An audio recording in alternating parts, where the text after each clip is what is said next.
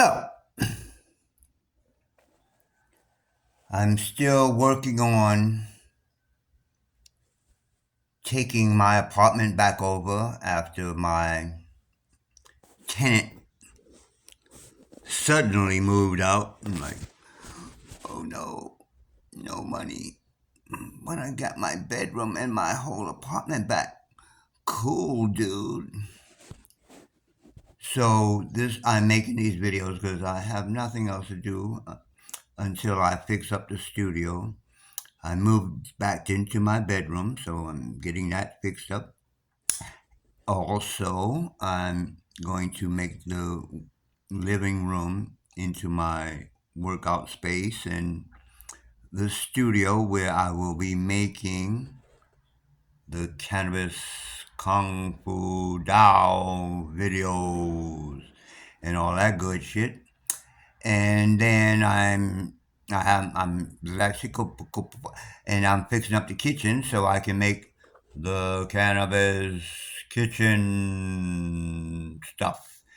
So I'm just going to change my apartment into, basically a space to promote my kung fu. And we'll get into the names of the kung fu and all that. But in the bed chamber where I am at now, the bed chamber. See, I don't call it a bedroom, I call it the bed chamber. So, where I'm at now, this is the creative room now. This is where I'm going to be doing all my personal art and making things and all that type of stuff. And like I said, I'm getting everything together, so I'm not ready to show any of that yet. But I still want to make a video. I'm like, I want to make videos, man, but shit, I'm by myself now, so I'm taking my time. But what I'm going to be talking about in the bed chamber, I'm going to talk about sleep and proper sleep. I'm going to probably show my art, and stuff like that. But also in the bed chamber is also the meditation area, space thingy place. So I like but my temple is set up so that first you would learn the stuff out there in the living room, the Tao stuff, the I Ching or I Ching, some of you might say, the yin and yang and all that type of stuff to get healthy, to get strong, to learn self defense, all that type of stuff. Then your body will be ready to handle what I'm uh, what I'm getting ready to talk about. Yeah, I'm gonna put it on video. Fuck it. So, what I'm talking about is the what the heaven is that in my eye? Um, the use of the natural elements. So, one of the first things that we have to understand when we're talking about using the natural elements through our bodies.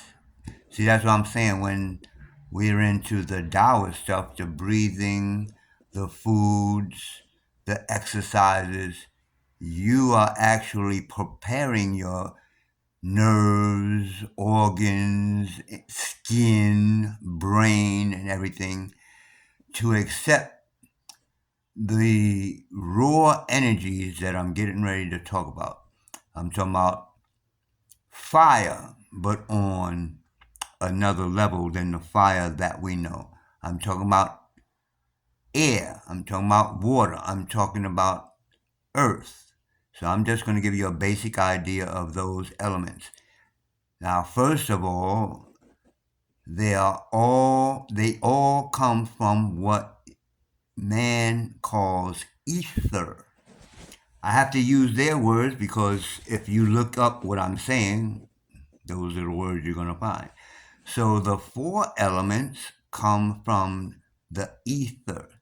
So the ether, or just think if you was floating around outer space, what is between the planets, between the sun and the earth, between the sun and the moon, between the moon and the earth? What is that if it's not air? So the first element that is created from the ethers is fire. Now, each of the elements that I am about to explain in a little bit has a positive side and has a negative side. Well, actually, what they call negative. Again, I have to use what the words that men have came up with. So when they say negative, I should have put my head to the left. This is the left. When I say negative, it's actually just the opposite, which it is called in a battery. It is called cathode, not necessarily it's called negative, because as soon as you say that word, you get the connotation in your brain of evil and all that type of thing. No, the cathode side of power or electricity is not evil in the sense of you thinking church evil and devil and all that garbage that y'all been taught. But anyway, let me move on. So each of the four elements has a cathode or a destructive side, and it has a positive side.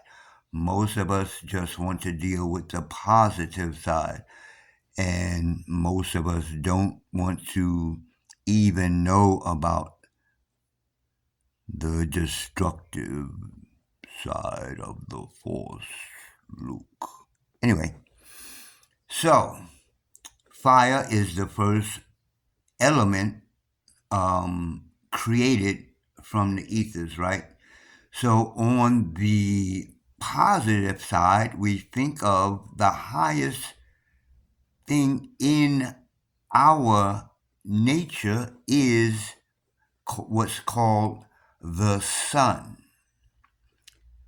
You understand? It's above air, it's above water, it's above the earth, it's above everything. Now, the sun, which is fire, a ball of fire, the deep part that it comes from hydrogen. But anyway, inside the sun is hydrogen, water. Anyway, so fire is the highest element. It gives life to everything: plants, animals, you, and me. The sun is life. You understand? But now I'm in California. If you go out in the sun in the desert and don't have water, the sun becomes destructive. Out here, if you just leave like cloth or something out in the sun will destroy it. It destroys cloth. Like the cloth will be, unless it's made or has some type of coating, is made to be in the sun or something like that. The sun out here, well, really almost anywhere, but out here in the desert, it will destroy stuff. So there's a positive side to the sun. The sun rises for everybody. If you're evil, if you're good, the sun rises for you.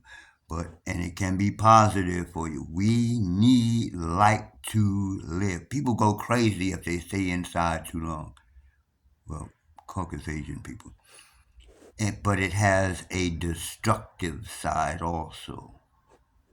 So both sides, both so-called shadow and light side, is in the sun, yin and yang.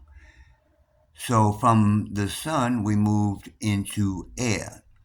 Air, if you look at it, the sun is high, then you have air in between the sun and us on earth. That is like your lungs. The sun is like your brain. Two sides, the audible side and the visual side. Two sides of the sun, the destructive, the blah, blah, blah. So this is the sun. The eyes, the three eyes, the first eye. I don't call it the third eye because it's actually created before these two eyes. So this is the first eye. Then we got these eyes. Those are related to the sun. So all this is the sun. Then we get down to the air. All this. The lungs, the nose, even the mouth. The mouth has several uses, but air is one of them. But it's mostly really the nose and the lungs. So, as far as I know, if anybody's out there that can do opposite, let me know. As far as I know, everybody on earth needs to breathe air. Everything, every plant, every animal, every person needs air. But air has a destructive side. Have you ever been in a tornado? Excuse me. Have you ever been in a hurricane? Not a hurricane. Well, a hurricane too, but what do you call them? Tornadoes and whirlwinds. Have you ever been in? I have. I've been in Okinawa, Japan, where the wind gets stupid. You could lay. I did it. You lay back. The wind is so strong. I laid back like this. This is my back here. I'm laying back like this on the wind. We had to tape the windows. Yeah, the wind has a destructive side, but we need air to breathe, to live, the breath of life. Stop breathing for a minute. You can stop drinking water for a little week or whatever, a couple of weeks. You can maybe be out of the sun for a few weeks. Stop breathing air for 2 minutes right now. Stop.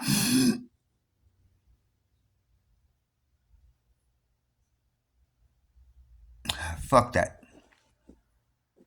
Your ass will fall out before you die. Anyway, so air has a destructive property to it. After air, we have water. The separation, air is the separation, it's like the medium of fire and water. Air keeps things warm, and on the water side, it keeps things cool. So it has both. It's the medium. It's between the fire, the air is between fire. This is my abdomen. That's the water. This is the air in the lungs. Look at nature. Fire, the sun, air in between, and water. The earth is mostly water. They call it earth. That's why I keep saying I have to use their words. But there is more water on, the surface covering. There's oceans on both sides of America. The Atlantic Ocean, the Pacific Ocean. And both of them are bigger than America, bigger than Africa, bigger than any country or continent you can think of. There is more water on Earth than there is Earth. Now, on the surface, but we'll get to Earth in a minute, but Earth contains all of this water. We have less land mass than we have water on the surface, but what is containing the water? So water has a creative or positive side, and water has a destructive side. on the one hand, again, I have to use out here in the desert because that's where I'm living at. When you come out here, if you don't have water and you out there in the desert in the Mojave where I just came from and don't have water, you're gonna be dead in a little bit. You understand? But so water on the positive side, we need it. We are mostly water. What you see on this camera and my physical body is like just like what 12%. If you take out all the water from my body, it's just a bunch of dust and minerals and shit. So we are mostly water, and we can change the water. I'm not going to get into that on this video, but we can make water. We can encode water with our thoughts. Yeah. But water has a so-called negative side. Too much water, you need to drink water. We should drink water every day, at least some. But if you in the middle of a lake or a river and you can't swim, and all the water go into your lungs, and they call that drowning. So wait a minute, water keep me alive, but God damn it, if I can't swim and I'm in the middle of somewhere where there's a bunch of water above my head, I'm gonna die, dead, like in death. So water, and if you keep something in water, like a nail, like an iron nail, like you keep it in some salt water, for a time, it's going to corrode. It's going to disintegrate. So water is a lot more to it than that. But water has its destructive side. So now, what is containing the water? Now, on the surface, we have more water. We have seas, we have oceans, we have rivers, we have all kinds of water because we are mostly water. But what is containing the water? The earth. Now, according to, I'm just going to say my teachings, earth is not an element proper as fire, air, and water. Those are the three proper elements. Earth is a fourth element, but earth is basically a conglomerate of all the other elements. It has ether, it has fire, which is nitrogen, it has air, which is oxygen, it has water, which is hydrogen, it is earth. And the thing that makes it separate from the other elements is that it is the element, of gathering. That's what earth does. Like magnetism gathers, earth gathers and gives form. Like without the earth element, I would not have a physical body. I might have a consciousness and fire and all that other stuff, but on this plane of existence, I would not exist as you see me now. Well, I would not have a physical body. I would be something else. Probably what I'm going to be after I leave this third plane of existence. So, but Earth has a destructive property. Have you ever heard of an earthquake? Now, I don't know. Is that an earth thing? That is a thing of the earth moving, but the natural destructive property of earth is that, like, even if you are rock, after so many years, centuries, whatever it takes the earth, the wind, the fire, and even if there's no water, it's going to wear that physical thing, a body, a rock, whatever it is, the earth element will wear it down. So on the earth element, we deal with three dimensions: length, well, I guess you put it this way, width, and height. Is that the way you say it? Height. So height is this way, length is that way, and width is this way, right? That's the three dimensions. I'm going to show you the three. Oh, there you go. I'm going to show you the three dimensions which create the fourth dimension. There you go, right there. I don't want to show my room yet, but there you go, right there. Length, width. Wait. Where's my hand? Well, that way, the white wall is width, and this is height. And that point where they intersect is the fourth dimension. But to make the fourth dimension, you need those three dimensions. Like two dimensions, if you draw something on a paper, is that one dimension? Well, anyway, we live in a three-dimensional world. So everything is about three. Excuse me. I'm not going to get into all that right now. I just showed you. Think about that. Because I had a student one time, he's like, the fifth dimension. I'm like, dude, what is the third dimension? He's like, no. I said, what is the fourth dimension? I'm like, you can't even explain the fourth dimension, but you're telling me about the fifth. Okay, so tell me. So I said, tell me about the fifth dimension. Well, you can't explain it in words.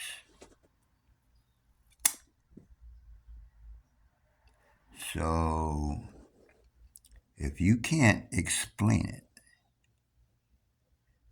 then dude, let's talk about the third dimension first. That's where we live at now. And maybe after you understand what the fourth dimension is, maybe we can then talk about the fifth dimension. It's like when you go to school, you just don't learn the fifth dimension in first grade. You learn the first dimension, ABCs, then you learn the second dimension, a sentence, on up until the 12th grade in college bullshit like that. You understand? I'm not saying go to them schools. I'm saying everything is a system. You start out here unless you're a fucking genius or a prodigy, that type of shit. Most of us have to start out here and we work our way up to here. What I just told you, this is earth, this is water, this is air, this is fire, that's ether. That's the way you work your way up through the elements. I guess I'll get into the actual practices some other time. But for right now, I'm out. Peace.